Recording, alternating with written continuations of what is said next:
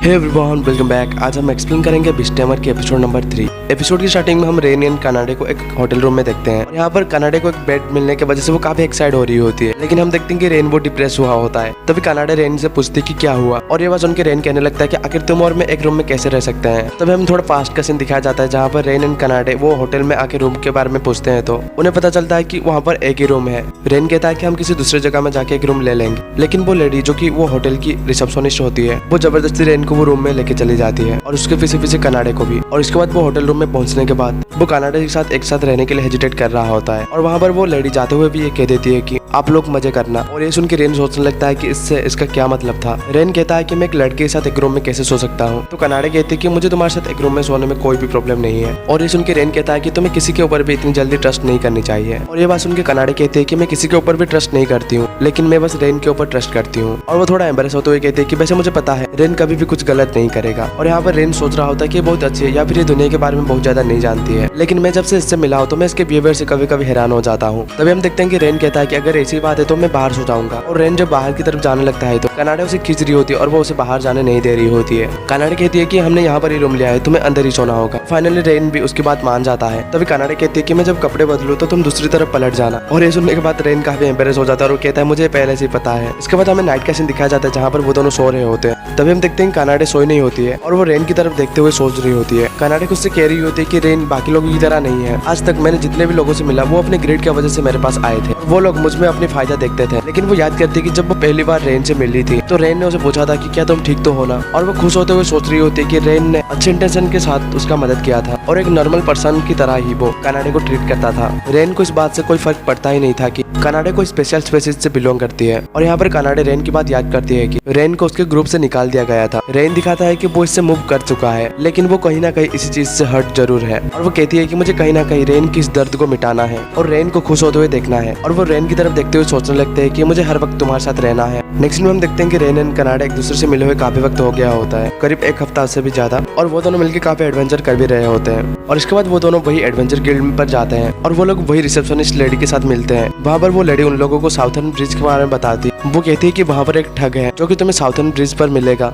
और वो कहती है कि कोई भी ब्रिज पास करने की कोशिश करता है तो वो उससे लड़ता है, लेकिन वो किसी को जान से नहीं मारता है और वो जीतने के बाद वहाँ से भाग जाता है। इसी कारण से अब तक तो वहाँ पर किसी की भी डेथ नहीं हुई है, लेकिन इसी वजह से वो ब्रिज पर लोग आजकल नहीं जा रहे हैं। और वो रेन को कहती है कि क्या तुम इसी वजह से एडवेंचर को एक्सेप्ट कर लोगे रेन। और ये सुन के रेन पूछता है कि क्या ई रैंक के कोई ऐसा एडवेंचर एक्सेप्ट कर सकता है। और ये सुन के वो लड़की कहती है कि अभी के लिए वो मिशन सभी के लिए ओपन है और कोई भी लिमिटेशन नहीं है, और जो भी क्वेस्ट को पहले खत्म करेगा उसे रिवार्ड मिलेगा और उसे एक रिवार्ड में 5 गोल्ड कॉइन मिलेंगे। और ये सुन के रेन काफी एक्साइट हो जाता है और वो कहता है कि मैं ये काम बिल्कुल करूंगा। और इसके बाद हम देखते हैं कि वो दोनों वही ब्रिज के पास पहुंच गए होते हैं, जहाँ पर वो दोनों देखते हैं कि वो ब्रिज काफी बड़ा होता है और वो ब्रिज होराइजन सिटी को साउथर्न कॉन्टिनेंट के साथ कनेक्ट करता है। और यहाँ पर कनाडा काफी खुश होते कहते हैं कि मैंने आज तक ऐसा कुछ नहीं देखा है। और यहाँ पर कनाडा बताते हैं कि मैं सोच रही हूँ कि वो गार्ड डॉग आखिर कैसा होगा। और यहाँ पर रेन सोच रहा होता है कि कोई भी ये अटैक में आज तक नहीं मरा है और जो भी यहाँ पर हार गया है वो कल्प्रिट के बारे में कुछ भी बताना नहीं चाहते हैं। तभी कनाडियन रेन को आसमान पर एक ड्रैगन दिखता है और जब वो ड्रैगन वही ब्रिज पर आती है तो वो ड्रैगन अचानक एक लड़की में ट्रांसफॉर्म हो जाती है। यहाँ पर वो दोनों काफी हैरान होते हुए ये देख रहे होते हैं। वो सोच रहे होते हैं कि एक लड़की है और एक लड़की कैसे ड्रैगन बन सकती है। और यहाँ पर वो लड़की उन दोनों को फाइट करने के लिए कहने लगती है, लेकिन यहाँ पर रेन तो काफी हैरान होते हुए उसकी तरफ देख रहा होता है। रेन कहता है कि इससे पहले तुम मुझे बताओ कि क्या तुम वही गार्ड डॉग हो जो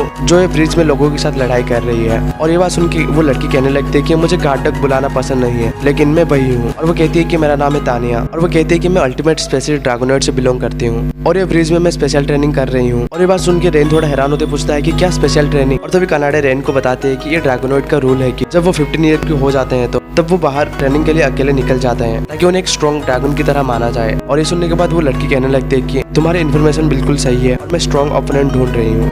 तभी वो लड़की तानिया कहती है कि तुम एक लीड एडवेंचरर हो और यहाँ पर एक अल्टीमेट स्पेशल स्पिरिट कैट भी है, तो तुम मेरे फाइट के लिए परफेक्ट हो। और वो कहती है कि मैं 2-on-1 फाइट के लिए भी रेडी हूँ और मैं लड़े बिना यहाँ से तो नहीं जाऊंगी। नेक्स्ट में हम देखते हैं कि उन लोगों की फाइट स्टार्ट हो जाती है, जहाँ पर ड्रैगन गर्ल रेन के ऊपर अटैक करती है, लेकिन रेन इसको ब्लॉक कर देता है। और यहाँ पर वो लड़की कहती है कि यहाँ पर ही बहुत सारे ओपोनेंट हार जाते हैं। और यहाँ पर रेन सोचने लगता है कि बस मुझे इसे रोकने के लिए भी मुझे काफी सारा एनर्जी यूज करना पड़ रहा है। और इसके बाद वो लड़की तानिया उनके ऊपर फायर की अटैक करती है। और यहाँ पर रेन कहता है कि तुम ह्यूमन फॉर्म में ड्रैगन जैसी हरकत ना करो। और यहाँ पर कनाडा की पूंछ में भी आग लग जाता है और कनाडा चिल्लाने लगती है। और तभी रेन भी वो आग को बुझा देता है। और तभी कनाडा कहती है कि अब तुम बचोगी नहीं, मैं बहुत ज्यादा गुस्सा हो गई हूँ। और इसके बाद अल्टीमेट स्पेसिस एंड ड्रैगन के बीच काफी मस्त फाइट स्टार्ट हो जाती है। और ये देख के रेन सोचने लगता है कि ये दोनों अल्टीमेट स्पेसिस है और वो ज्यादा डेंजरस फाइट कर रहे हैं। और उन दोनों की फाइट के दौरान ही रेन वो ड्रैगन गर्ल के ऊपर अटैक कर देता है। यहाँ पर वो सोच रहा होता है ये फेयर तो नहीं है, लेकिन इसके सिवा मेरे पास कोई चारा भी नहीं है। लेकिन तानिया उन दोनों को एक बार में ब्लॉक कर देती है और तभी उन दोनों को आसमान में उड़ा के आग से हमला करती है। और तभी हम देखते हैं कि रेन एक दूसरे को बचाने के लिए वो रेन की पैर को अपनी पैर से टच करता है और वो दोनों एक दूसरे को पूछ देते हैं। और वो दोनों भी वो ड्रैगन गर्ल की अटैक से बच जाते हैं। और यहाँ पर वो ड्रैगन गर्ल कहने लगती है कि तुम सच में अमेजिंग हो, आज तक कोई भी इतनी देर तक मेरे आगे नहीं टिका। और यहाँ पर रेन सोचने लगता है कि मैं तो इससे फिजिकल फाइट से नहीं जीत सकता, तो मुझे मेरी बिस्ट एबिलिटी की ही यूज करना होगा। तभी हम देखते हैं रेन कनाडा से कहता है कि क्या तुम इसे कुछ वक्त के लिए करीब 3 से 5 मिनट तक बिजी रख सकती हो। वो कहता है कि मेरे पास एक प्लान है। और इस सुनने के बाद कनाडा को सवाल ना पूछते हुए वो उसकी बात मान जाती है। यहाँ पर रेन वहाँ से जाने लगता है। तभी तानिया कनाडा से कहती है कि क्या तुम्हारी प्लानिंग हो गई। तभी हम देखते हैं कनाडा पूरी तरह से उड़ते हुए आके कनाडा के ऊपर अटैक करना स्टार्ट कर देती है। और वो कहती है कि मैं तुम्हारे ऊपर अब से सीरियस अटैक करूंगी। और तभी तानिया कहती है कि तुम्हारी अटैक स्टाइल काफी शानदार है, लेकिन इससे तुम्हारी स्टामिना काफी जल्दी खत्म हो जाएगा। और तभी कनाडा कहती है कि इससे कोई भी दिक्कत नहीं है, क्योंकि रेन के पास एक प्लान है। यहाँ पर रेन कनाडा की आवाज सुनते सोचने लगता है कि तुम मुझे हमारे प्लान के बारे में मत बताओ। और उसके बाद हम देखते हैं कि रेन वहाँ पर कंसंट्रेट करना स्टार्ट कर देता है और वो सोचने लगता है कि मैंने तभी एक बार्ड को देखा था। और तभी वो याद करते हुए वही बार्ड को टेम करता है। और वो बार्ड इसके बाद टेम होने के बाद वो कहता है कि तुम्हें अपने साथियों को प्लीज यहाँ पर लाना होगा। नेक्स्ट में हम देखते हैं कि रेन तानिया के आगे आ गया होता है और वो कहता है कि इसके बाद से मैं देख लूंगा। और तानिया पूछती है क्या मुझे अभी तुमसे फाइट करना पड़ेगा। और रेन तभी कहता है कि मुझसे तो नहीं, लेकिन इनसे। और तभी हम देखते हैं कि बहुत सारे बर्ड आके तानिया को बाइट करने लगते हैं। और तभी तानिया कहती है कि मुझे इससे दर्द तो नहीं हो रहा है, लेकिन ये एनोइंग है। और इसके बाद तानिया सारे बर्ड को वहां से उड़ा देती है। और तभी रेन भी सभी बर्ड को अपने कॉन्ट्रैक्ट से फ्री कर देता है। और तानिया तभी रेन से पूछती है कि क्या तुम्हारा ये तो इंटेंशन नहीं था ना, तुम ये बर्ड से मुझे चोट पहुंचाना चाहते थे। और ये सुन के रेन कहता है कि मेरा तो ऐसा कोई इंटेंशन नहीं था। और तभी हम देखते हैं कि वहां पर तानिया अचानक से गिर जाती है। और तभी रेन कहता है कि ये जो सारे बर्ड थे ये सारे पॉइजनस थे और तुम्हारे जैसे एक ड्रैगन स्पेसिस इनके बहुत सारे बाइट से पैरालाइज तो जरूर हो जाएगी। और वहां पर तानिया कहीं पर भी मूव नहीं कर पा रही होती है, वो एकदम से पैरालाइज ही हो गई होती है। और इसके बाद हम देखते हैं कि तानिया अपनी हार मान लेती है। और इस उनके रेन थोड़ा हैरान होते पूछता है कि तुम आखिर इतनी आसान से हार कैसे मान सकती हो। और इस उनकी तानिया कहती है कि मैं ये सिचुएशन में थोड़ा हिल भी नहीं सकती हूँ, तो आखिर मैं क्या ही कर सकती हूँ। और यहाँ पर हम देखते हैं कि तानिया अपनी हार मानने की वजह से कनाडा भी काफी खुश होने लगती है। और इसके बाद हम देखते हैं कि रेन तानिया के पास आके कहता है कि तुम्हें हमारे साथ चलना होगा। और इस उनकी तानिया कहती है कि क्या तुम मुझे दूसरे इंसान को बेच दोगे। तो रेन कहता है कि नहीं, मुझे बस तुमसे बातचीत करनी है और मुझे तुमसे ये प्रॉमिस चाहिए कि तुम आगे से ऐसा कभी भी नहीं करोगी। और यहाँ पर तानिया कहती है कि अगर मैं तुम्हारी बात को मना कर दूंगी तो तुम क्या करोगे। और इस उनके रेन कहता है कि वैसे प्रॉब्लम तो हो ही जाएगी। तभी हम देखते हैं कि कनाडा भी तानिया के पास आके उसको चिमटी काटने लगती है। तानिया रुक जाओ कहने लगती है। कनाडा कहती है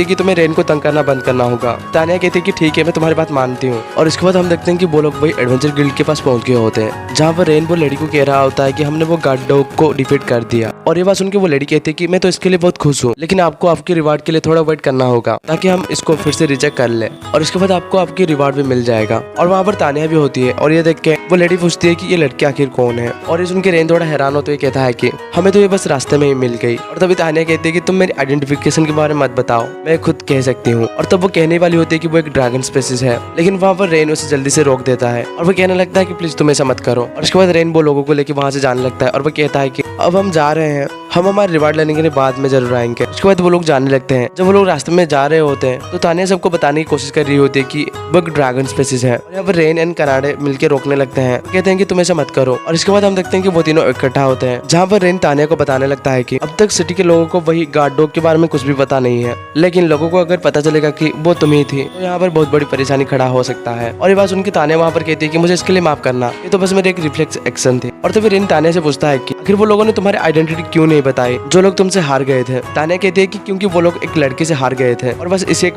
वजह से वो लोग लोगों को बताना नहीं चाहते थे। और यहाँ पर वो दोनों ये बात सुन के थोड़ा हैरान हो जाते हैं। और यहाँ पर रेन सोचने लगता है कि क्या ये एक वजह था जिसकी वजह से वो लोग हमें इसके बारे में बता नहीं रहे थे। और इसके बाद रेन तानिया से कहता है कि अब तुम फ्री हो कहीं पर भी जाने के लिए, लेकिन तुम बस ये हमें प्रॉमिस करो कि तुम ऐसा कुछ और नहीं करोगी। और ये बात सुन के तानिया भी मान जाती है। तभी कनाडा कहती है कि लेकिन ये एक ड्रैगनोइड स्पेसिस है और इसी की वजह से इसे ट्रेनिंग करना ही होगा। और तभी तानिया कहती है कि अब मैं प्लान कर रही हूँ कि मैं अब से तुम लोगों को ही फॉलो करूंगी। और वो पूछती है कि क्या तुम इसके लिए श्योर हो कि तुम मुझे कैप्चर नहीं करोगे। और ये बात सुन के रेन कहता है कि हम लोग तुम्हें बिल्कुल भी कैप्चर नहीं करेंगे। और तभी तानिया कहती है कि मैं तुम्हारे साथ इसलिए भी ट्रेनिंग करना चाहती हूँ कि मुझे इससे भी काफी मजा आएगा। और तभी हम देखते हैं कि तानिया अचानक से रेन को हक कर लेती है और वो कहती है कि तुमने मुझे प्रोटेक्ट किया है और उसके साथ मैं तुम्हें पसंद करती हूँ। और यहाँ पर कनाडा ये देखिए एकदम से चौंक जाती है। वो कहती है कि तुम प्लीज मेरे मास्टर को छोड़ दो। तभी तानिया पूछती है कि क्या ये जेलोसी है। तो कनाडा कहती है कि नहीं, ये जेलोसी नहीं है, लेकिन मास्टर को इससे दिक्कत हो रही होगी। तानिया कहती है कि थोड़ा बहुत तो हगिंग चलता ही है। और तभी रेन कहता है कि वैसे मुझे कोई दिक्कत नहीं है कि तानिया को एक कॉमरेड बनाने में। और वो कनाडा से पूछता है कि वैसे तुम्हें क्या लगता है। और ये बात सुन के कनाडा कहती है कि वैसे तानिया एक बुली है, लेकिन उसे कॉमरेड बनाने में मुझे कोई दिक्कत नहीं है। तभी तानिया रेन से पूछती है कि तुम मेरे साथ कॉन्टैक्ट नहीं बनाओगे जैसे कि तुम कनाडा के साथ बनाए हो। और उसके बाद हम देखते हैं कि रेन भी तानिया के साथ कॉन्टैक्ट बना लेता है।